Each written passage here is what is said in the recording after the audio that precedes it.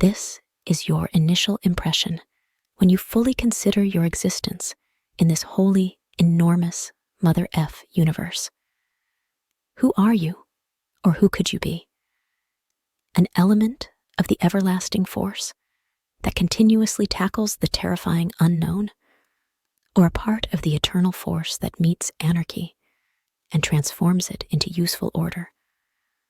Or alternatively, a component of the eternal force that takes order that has become too strict and transforms it into chaos, transforming it into valuable once again.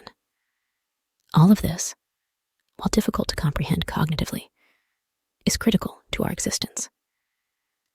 And it is in this way that we understand what is essential, what we ought to pursue, and what we may even be. Existence is horrible. You are actually a part of an ongoing struggle and insanity. The fact that it is so unpredictable and meaningless makes it entertaining. You unquestionably experience suffering, but it does sort of fit into the process. This process will define who you are and what you become.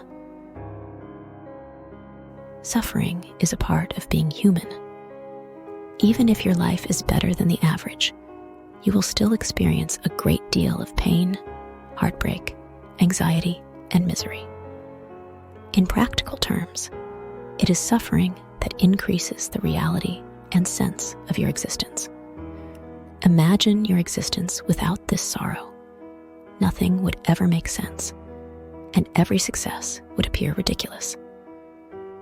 We can only experience happiness when it is hidden in the shadow of suffering, just as darkness is only possible when light is present. One thing is certain: suffering is caused by the ego's attachment to illusions, such as permanence or separateness. In theory, everything sounds wonderful. However, it does not eliminate emotional distress. Buddhists believe that suffering is a natural element of life. It feels liberated to know that it's okay to be in pain. It doesn't imply I'm better or worse than anyone else. However, fleeing suffering and pursuing pleasure is not the ultimate prescription for fulfillment and long-lasting satisfaction. But why do so many people mistakenly assume that suffering is the driving force behind creativity? We must all have a companion who sketches, paints, or plays an instrument when dealing with life's difficulties. Is it pain or suffering? Are they one and the same? Are they both necessary and universal aspects of life? Pain may sometimes be used to foster helplessness or to manipulate people into feeling sorry for ourselves. Both of these approaches will not result in significant connections. There are also individuals who act as though everything is okay. They repress their feelings of pain and almost seem to enjoy silently suffering in silence. It's not even a good idea. I'm not attempting to suggest the existence of a Holy Grail ideology or a type of pain treatment roadmap. Only you know how your darkest moments feel. The solutions can be found in the connection with oneself.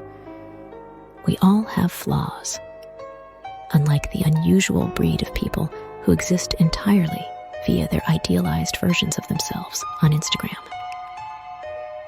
The term common humanity relates to the notion that we all endure sorrow and suffering.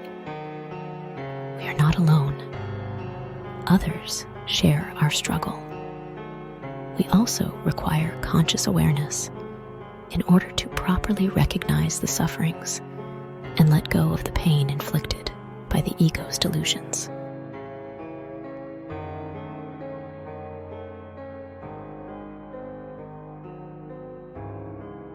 Almost all religions teach believers that life is difficult and painful, but that there will be rewards in the afterlife.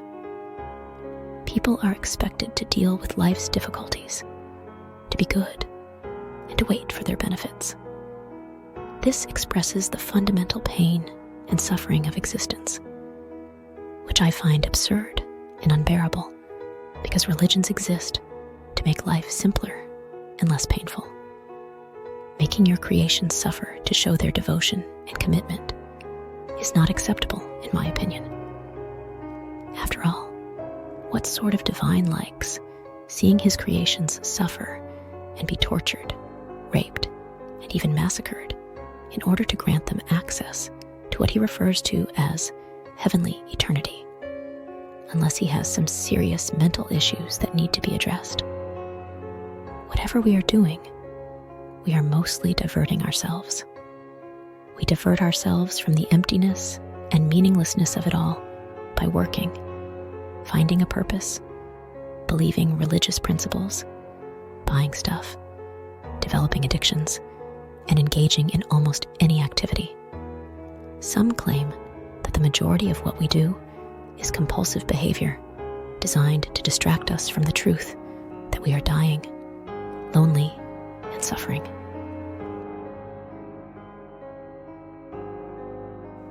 I bring up this subject only to show that those who suffer are not alone. So many people think they are one of the few who thinks or feels or experiences the misery that comes with life. They think that in order to appear normal, they must behave differently. They are unaware that putting on a show is common and that the majority of those they consider to be normal are also doing the same. Pain is inevitable. Life is difficult. I believed I could attain pleasure while escaping misery. Not possible. Nothing in the world is worth having or accomplishing unless it involves effort, pain, or difficulties, as Theodore Roosevelt famously stated. We must make the conscious decision to accept a reasonable amount of pain in order to live meaningful lives.